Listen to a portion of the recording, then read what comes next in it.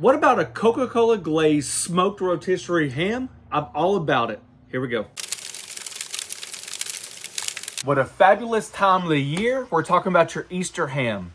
You know, honestly, hams could be done all year long, but traditionally for Easter, it seems like hams pick up a lot of speed. I don't blame them. Today is a one part of a three-part series. First, we have our ham here. It is just a simple bone-in ham. We got our local Ingles. We're gonna do some fantastic stuff on this. Second video is what do you do with your leftover ham? And third video, if you know me at all, you know I love that ham hock. So we're gonna do something with a ham hock, whether it be bean, I don't know what it is, we're gonna do something. Three-part series. We're not changing the game today at all. My friends Adam and Brett, you guys know them as the Wall Twins, have a video on a spiral cut ham with Coca-Cola.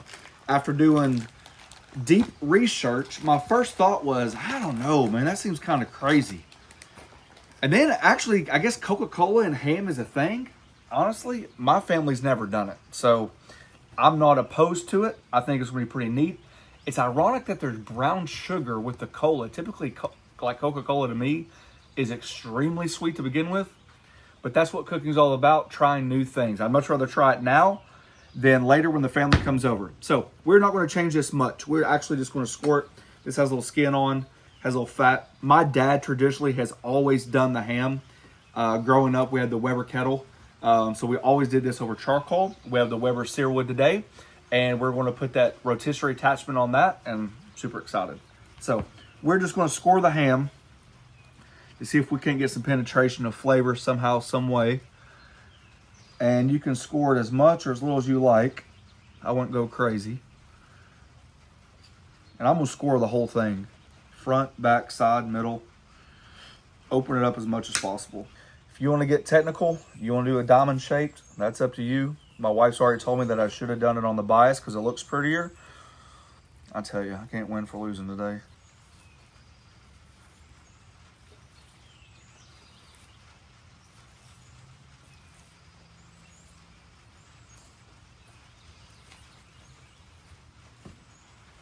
When you set up your rotisserie, you would think that you would want it to be even on your rotisserie stick. A lot of times that's not the truth. Even on my Weber kettle, we like to offset it just a little bit accordingly. So that's how it naturally sits in there. So I'm going to change this, right? Because I don't want my ham to be this far over. So if I want it in the middle, I need to really focus on that spot right there, right? So the ham can hang as close to the middle as possible. We'll tighten that down. So if you're familiar with plumbing, this is kind of like dry fitting your ham. Where did you come up with that? Hey, I helped my dad plumb our master bathroom. Oh my God. That's what it's called. Hey, You're too much to handle today. I'm a jack of all trades, honey. No, you're a jack of something.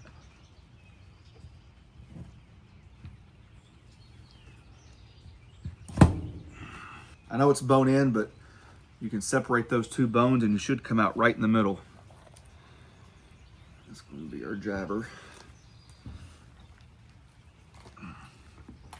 There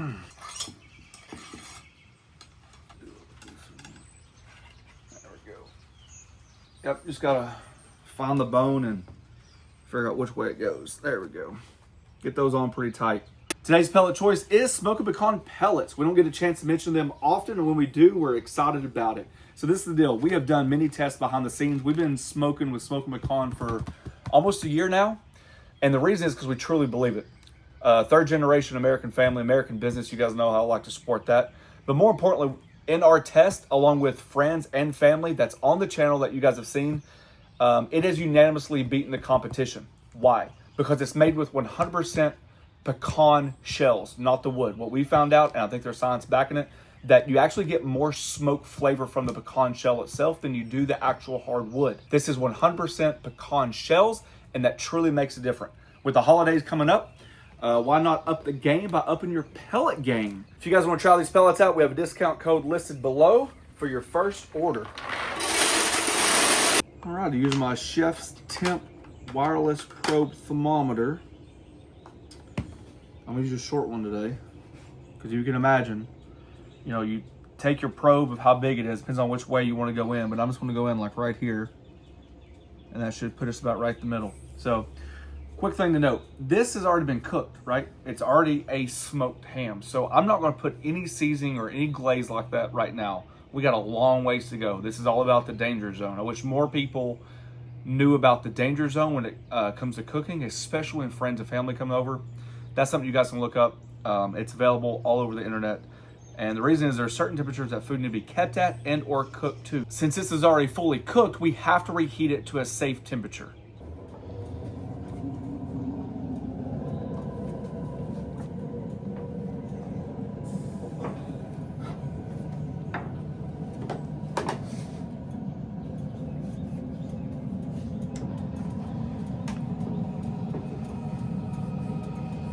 I took that middle grate out just in case, because the same thing happened with our turkey. I wish there's a way we could maybe just adjust this the hair, but we can't. So sometimes you might have to take that grate out. But you got this flavorizer bar that will help you. And we're just gonna let it go. Rock it about 275, and it's gonna take a few hours. And we're definitely not gonna glaze this until about, we hit about 120 to 140 degrees, somewhere through there. Talk about the ham glaze. We have the soda. So we've got, this is 8 ounces. So I know that's going to go all in there. I'm looking about 12 ounces. I figured you guys would probably have a can of soda. So I'm trying to make it easy on you. That should be what, honey? 1.5? Just like that. We're going to add this to the pot. And I'm going to look to reduce it down by maybe a half, something like that.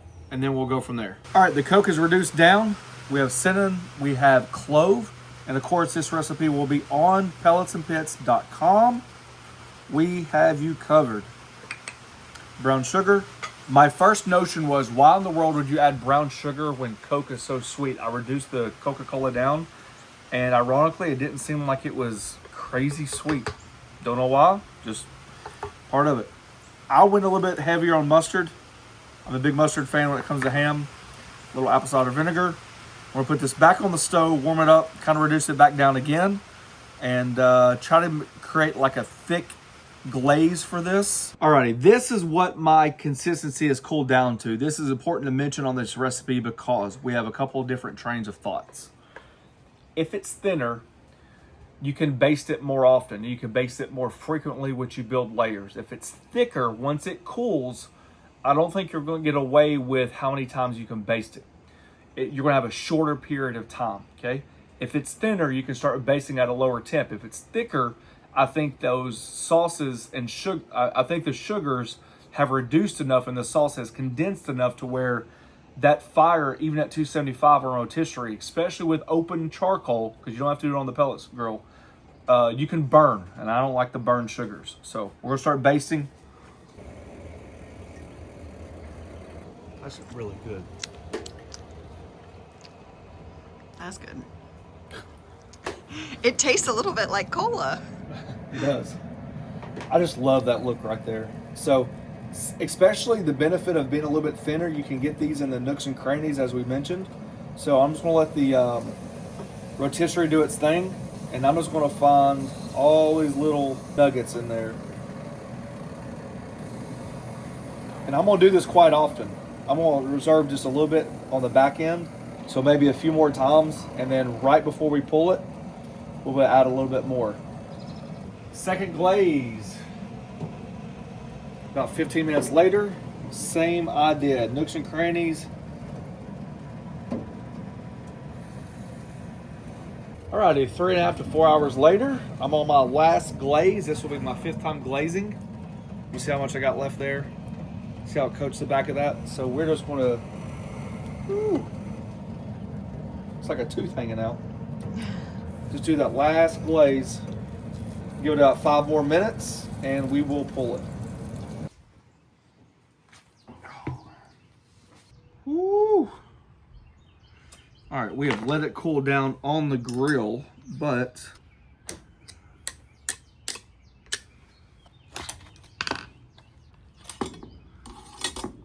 woo, well, that is sticky.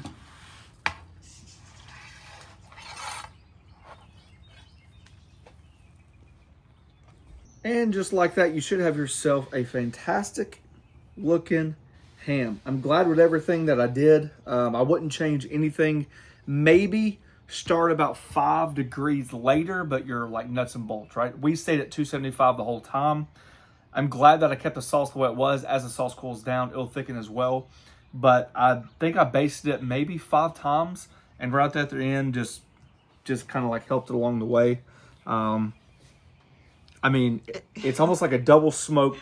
The glaze, didn't you say that it almost tastes like getting a spiral cut style because it's cinnamon and the brown sugar? Yeah. Yeah. Yeah. It's super good. I haven't had it on the ham part, but I know it's going to be good. I mean, it's good ham. So, let's see here. I kind of like the little charred bits.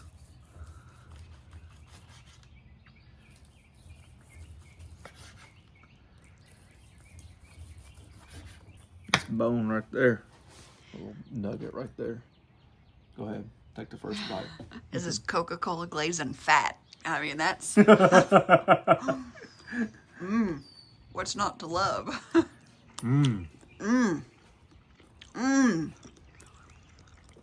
Give me cut a little piece of that. That double smoked is where it's at. I choose that all day long. With that rotisserie, and it just bastes itself. That might be the best Easter ham I've ever had. That's good. That's super good. Most people are not serving that Easter ham at their dinner table. There I know. And just like that, I know for a fact, if we serve this for Easter, then all of a sudden, you know they want me to make the Thanksgiving turkey because it's so dang good. If I bring this to Easter, I might have 2 holidays. So we might not want to bring this to Easter. You might want to break. I do honestly think best Easter ham I've ever had. I'll pat myself on the back later. If you guys have any tips or tricks, leave them down below. Love to see what your guys' family traditions are. Other than that, if you don't have a rotisserie style apparatus, you can always throw it in the oven. Same effect, but that glaze is where it's at. Right? We didn't use a spiral cut or anything like that. I typically stay away from those, but this is worth making. Don't forget that recipe is on pelletsandpits.com. As always, thanks for watching. Don't forget to press the subscribe button, pound the notification button, share it with your friends. Peace. That is a winner, honey. I'm telling you, put these on a slaughter. Oh, gosh. Shaped in. Melted cheese. We'll make something. Boy, that'd be good.